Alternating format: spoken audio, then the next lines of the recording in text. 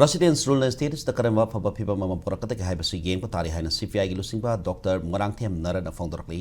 Imphal skilam lai yesu gi manung san basala uda paumi singona ba mad Nara na makha taratuna status gi hausi kori phiba mase arai ba oide status to kori phiba mase yamna ning bukai ngai BJP ki tapal engine lainga kasina miyam da asa yam tohallapi adubu ngasi kori phiba masiti onatain bo oina thoi Miam na pamdrabasu status the president's rule later but in a miang apamba si karai for but tunga doribano hyper kang bangamdri haiki away of kiki pipa mama the lapana karabama tamda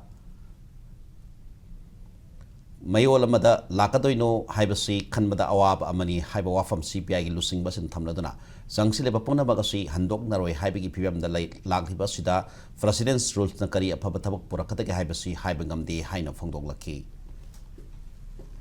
Ujiki lariba thaksidi yengi batari president rule kayam yamna purka afaba purka dagese but it's very difficult to predict aduna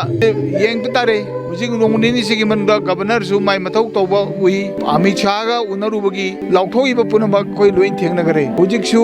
lauthoi ba dugi ona tena badadi nakal amarom dagi amuksu lai aduna hundo honjin tawnabagi piwa masida karam maina afaba purka dagese haidok pada su luba aduga naina pada su punna naina gada porsi punna ujiksu naina pa udaba swai da lei pot asini